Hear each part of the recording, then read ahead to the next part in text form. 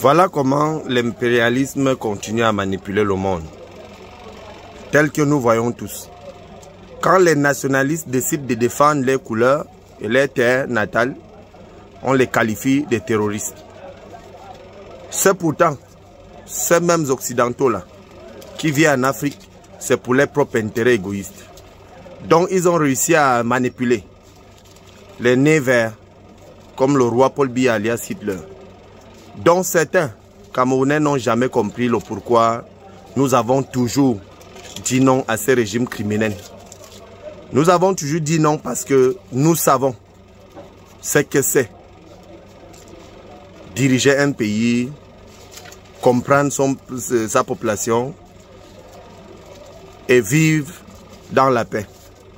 Donc on les apprend tous les jours. Le roi Paul Biya alias Hitler et ses serviteurs, je vais en Suisse, à Genève, me reposer. Je vais en Russie, au sommet. Mais il part au sommet et il est incapable de représenter le Cameroun valablement parce que déjà, il n'arrive pas à diriger son propre pays.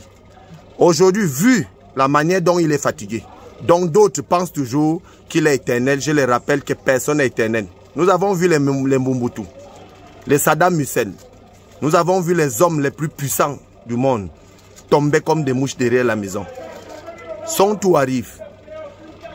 Nous, les vrais Camerounais, nous disons non à cela parce que on constate que même la soi-disant première dame du Cameroun, Chantal Biya, dont je surnomme Mama Touf Touf, a été en Suisse rien que pour faire les photos. Quand on le voit et on regarde bien, ces hommes fatigués qui sont à la tête des institutions camerounaises, avec ce soi-disant première dame du Cameroun, qui part au sommet, qui passe son temps à faire les photos, parce qu'il trouve, ou encore elle ressent que la Russie est bien construite, et qu'elle admire, elle oublie que dans Yaoundé, on vit dans la boue, et que dans Yaoundé, capitale politique, c'est les trous partout, la boue partout. Il n'y a pas d'eau potable. Il n'y a pas le courant.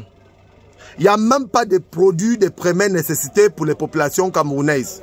Et qu'elle part faire les photos en Russie et que je vois les gens apprécier. Moi, je dis c'est des Camerounais qui sont perdus depuis, qui ne peuvent supporter cela.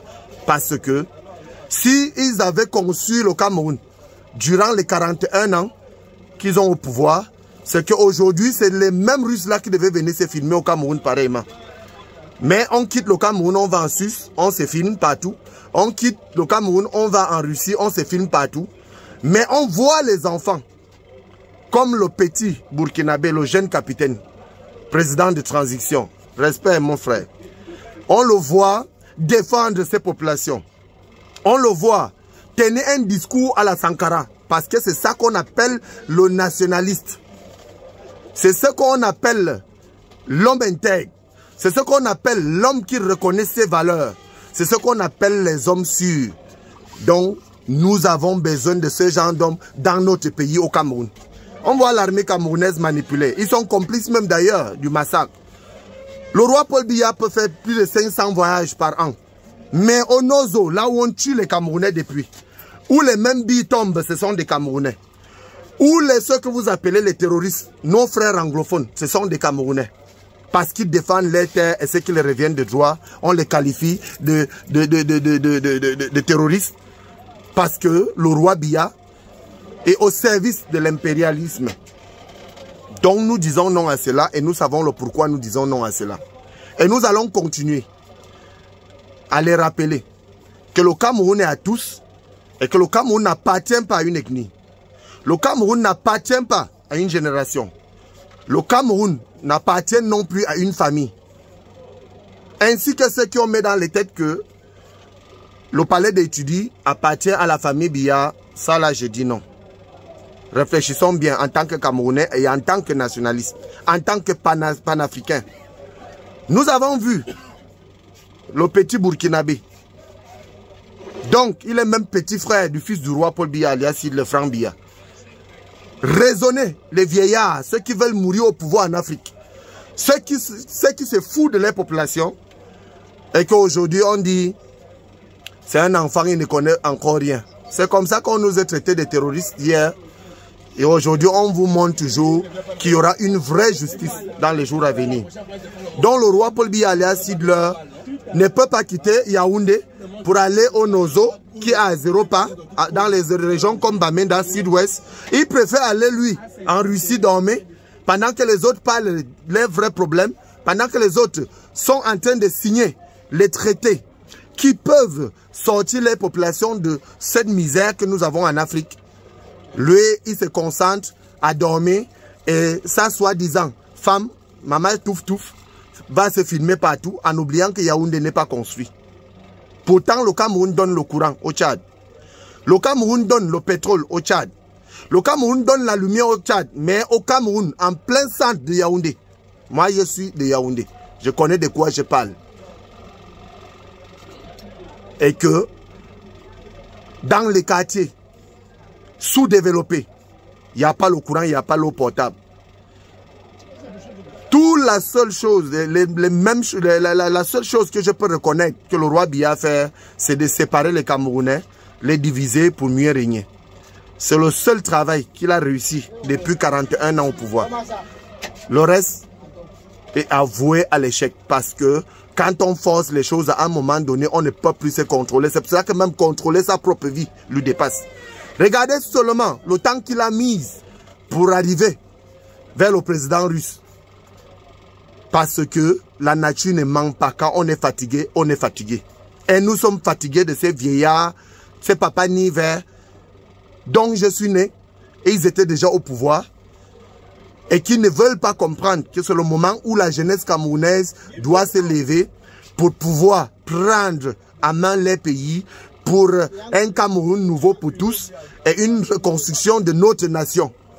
Donc chacun devra représenter cela et chacun devra participer pour faire avancer les choses dans notre nation. On comprend, les autres disent, ce que vous parlez là ne peut rien changer. Hier, personne ne pouvait imaginer que le président du Niger devait être renversé. Pourtant, ce sont ces mêmes fidèles qui l'ont renversé parce qu'ils ont choisi la constitution et la reconstruction de leur pays et pour défendre leurs couleurs. C'est ce que nous attendons pour le reste des pays africains qui ne suivent pas. Nous avons vu au Mali un changement, un grand changement. Donc on voit le jeune capitaine. On a vu le jeune capitaine prendre les choses à main pour défendre les terres, pour défendre ce qui leur revient de droit. On a vu aussi en Guinée, Conakry, le jeune Mamadou Doumbouya prendre les choses à main.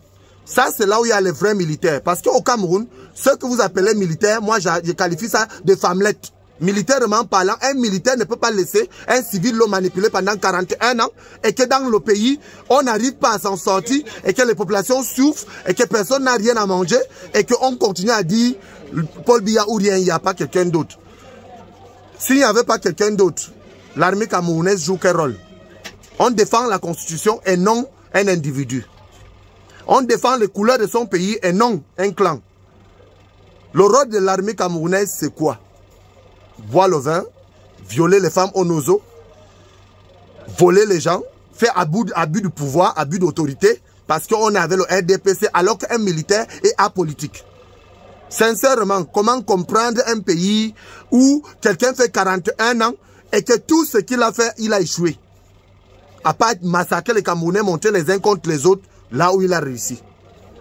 Et qu'on continue à croire qu'un papa qui a plus de 95 ans peut encore diriger un pays, peut encore prendre une décision.